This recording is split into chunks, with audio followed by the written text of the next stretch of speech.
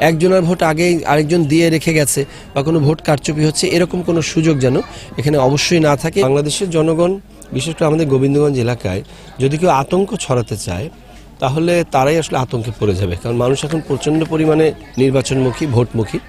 তো আমরা এক হিসেবে বুঝতে পারছি যে ইনশাল্লাহ আমাদের এখানে কোনো আতঙ্ক নেই। 12 তারিখের নির্বাচনে ধানের শীষকে বিজয়ী করে আমাকে যদি আপনারা সংসদে পাঠান, আপনাদের সবার নিরাপত্তা আমি নিশ্চিত করবই করব ইনশাল্লাহ, এটা আমার সরাসরি কমিটমেন্ট। বাংলাদেশ জাতীয়তাবাদী দল বিএনপি গোবিন্দগঞ্জ উপজেলা এবং পৌর সকল অঙ্গ সহযোগী সংগঠন, বিশেষ করে আজকে আমরা আমার জন্মস্থান ইউনিয়ন মহিমাগঞ্জ ইউনিয়নে আমাদের নির্বাচনী প্রচারণা শুরু করেছি। যখন থেকে তফসিল হয়েছে তখন থেকে আসলে আমাদের নির্বাচনী ডামাডোল বেজেছে, কারণ দীর্ঘ 18 বছর মানুষ ভোট দিতে পারে না। সেই আবেগটা প্রশমনের একমাত্র উপায় হলো ভোট।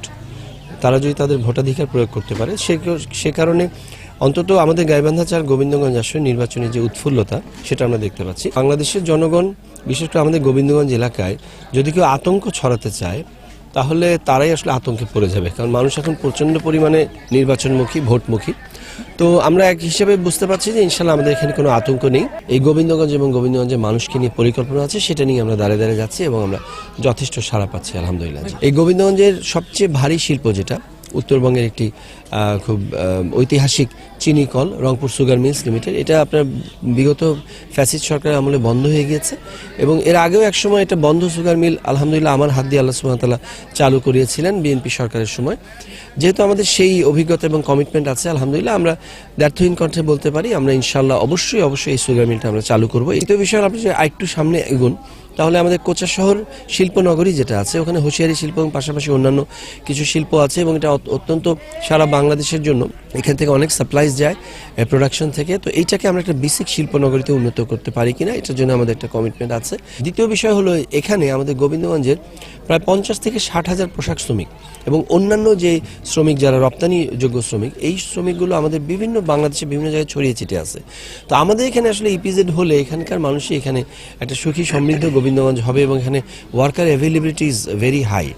সো সেই কারণে আমরা অবশ্যই, এটা আমাদের একটা কমিটমেন্ট, ইনশাল্লাহ আমরা এই ইপিজেডটা অবশ্যই ইনশাল্লাহ বাস্তবায়ন করব। একজনের ভোট আগেই আরেকজন দিয়ে রেখে গেছে বা কোনো ভোট কারচুপি হচ্ছে এরকম কোনো সুযোগ যেন এখানে অবশ্যই না থাকে। 12 তারিখের নির্বাচনে ধানের শীষকে বিজয়ী করে আমাকে যদি আপনারা সংসদে পাঠান, আপনাদের সবার নিরাপত্তা আমি নিশ্চিত করবই করব ইনশাল্লাহ, এটা আমার সরাসরি কমিটমেন্ট। ঐতিহাসিকভাবে এই দেশের পক্ষে কারা ছিল, এই দেশের পক্ষের শক্তি কারা এবং সবার জন্য একটা সুন্দর বান্ধব পরিবেশ এদেশকে কারা দিতে চায় সেটা দেখবে। আমার মেসেজটা হলো, এবার একটা সুযোগ এসেছে গোবিন্দগঞ্জের, ইনশাল্লাহ আপনারা যদি 12 তারিখের ভোটে ধানের শীষে নির্বাচিত করে আমাকে পাঠাতে পারেন, আমি বিশ্বাস করি গোবিন্দগঞ্জের আপনাদের প্রতিনিধিকে জনাব তারেক রহমান নিজে আস্থার মধ্যে রাখেন এবং ইনশাল্লাহ তার কাছ থেকে আমরা আমাদের চাওয়া না চাওয়াগুলো আমরা আদায় করে নিয়ে ইনশাল্লাহ গোবিন্দগঞ্জকে সামনে এগিয়ে নিয়ে যাবো ইনশাল্লাহ।